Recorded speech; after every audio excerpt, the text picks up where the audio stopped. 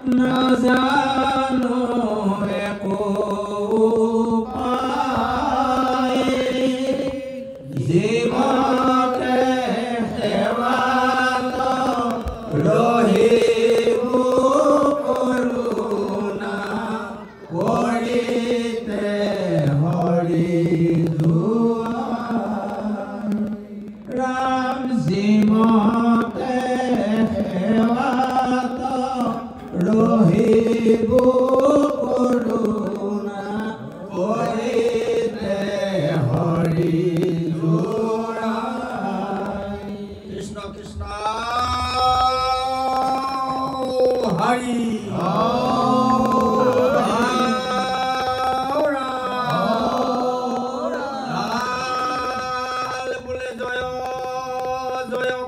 কৃপাময় মহেশ্বৰ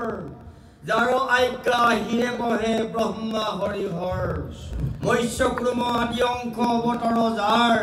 ঈশ্বৰ কৃষ্ণক কোটি কোটি নমস্কাৰ নমো নমো মধুমূৰৰ ৰিপু মহাহৰি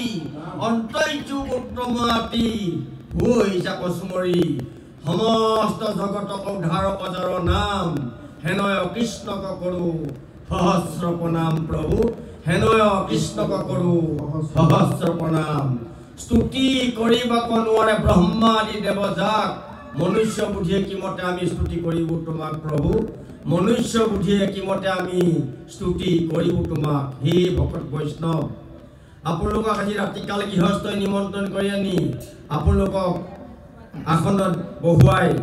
আপোনালোকৰ মুখ পদ্মাই খাই বৈকুণ্ঠৰ নাম ইয়াতে শ্ৰৱণ কীৰ্তন কৰাৰ মানসেৰে আগবাঢ়িছে কাৰণ কি আজি সেই তেখেতৰ আমাৰ ছাৰৰ পিতৃগুৰু আজি একাদশ দিৱস দিনাখন তেখেতৰ আইগৰাকী স্বামী দেৱতা আৰু তেখেতৰ ককা আজি 11 দিনত তেখেতলোকৰ দিনৰ ভাগৰ কৰ্ম হোৱা হেখান্তে ৰাতি ভাগলৈ ভাগি এই বি কীৰ্তন ভাগি আমাৰ শ্ৰৱণ কীৰ্তন মানসেৰে আগবাঢ়িছে এই শ্ৰৱণ কীৰ্তনৰ যি মহৎ ফলৰ দ্বাৰাই সেই বিদেহী আত্মা জড়িত আছে তেওঁলোকে শান্তি ল'ব আৰু যদি অসস্থানত আছে হস্পৰত প্ৰাপ্তি হৈ তেখেতলোকৰ আটাইকে প্ৰভু ভগৱন্তে কৃপা কৰিব লাগে